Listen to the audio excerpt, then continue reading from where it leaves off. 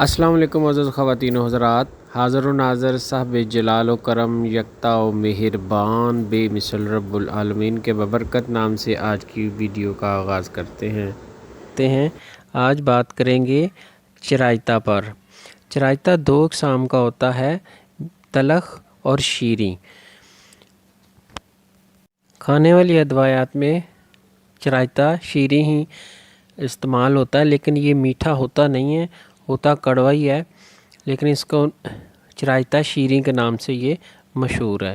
یہ مختلف امراض میں استعمال ہوتا ہے۔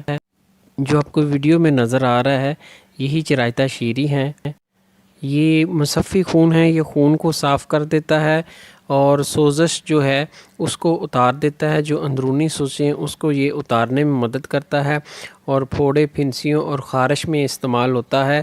اس کے علاوہ یہ دانتوں میں جو کیڑے پیدا ہو جاتے ہیں، اگر اس کو منہ میں تھوڑی دیر منہ میں رکھیں تو منہ تو کڑوا ہو جاتا ہے، لیکن کیڑے اس سے مر جاتے ہیں۔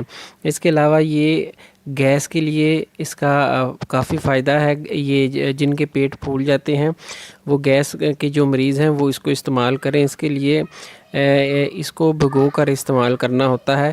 اس کے علاوہ یہ جذام میں، خارش میں اور جو پھوڑوں پھنسیاں نکلتی ہیں برسات میں خاص کر، اس میں یہ بہت اس کے اچھے فوائد ہیں۔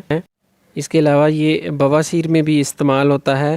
بواسیر کے لیے اور پھوڑے پھنسیوں کے لیے اور تمام جلدی امراض میں یہ استعمال کیا جاتا ہے، اور مختلف نسخہ جات میں یہ استعمال ہوتا ہے، جو خارش اور جسم کو صاف کرنے کے لیے استعمال ہوتا ہے۔ اس کے استعمال سے جو جسم کی رنگت ہے وہ صاف ہو جاتی، جب اس میں سے جو مادے ہیں خارش کے اور سوداوی جو مادے ہیں بلغمی، وہ جب جسم سے خارج ہو جاتے ہیں تو یہ جسم کی رنگت کو بھی صاف کرنے میں مدد کرتا ہے، اور جتنے نشانات خارش کے اور جذام کے ہوتے ہیں، پھوڑے پھنسیوں کے، ان کو بھی یہ ختم کرنے میں مدد کرتا ہے۔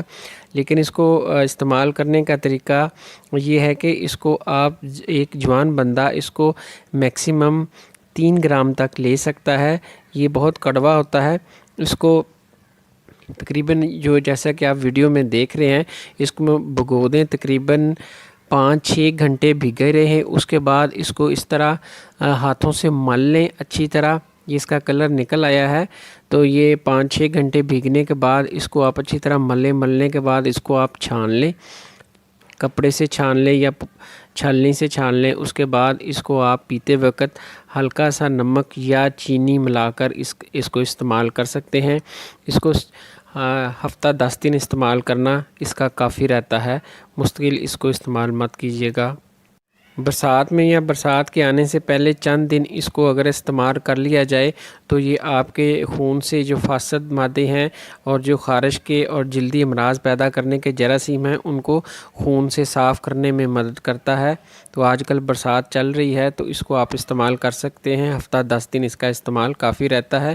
بچے اس کو استعمال نہیں کر سکتے، ویسے تو کر سکتے ہیں لیکن یہ انتہائی کڑوا ہوتا ہے، تو اگر وہ استعمال کرنا چاہیں تو کر سکتے ہیں، لیکن مقدار خوراک عمر کے مطابق کم ہو جائے گی۔ یہ تھے جی چرائیتا کے طبی خواص۔ اپنا اور اپنے ارد گرد کے لوگوں کا خیال رکھیے گا۔ انشاءاللہ تعالی ملتے ہیں نیکسٹ ویڈیو میں۔ السلام علیکم۔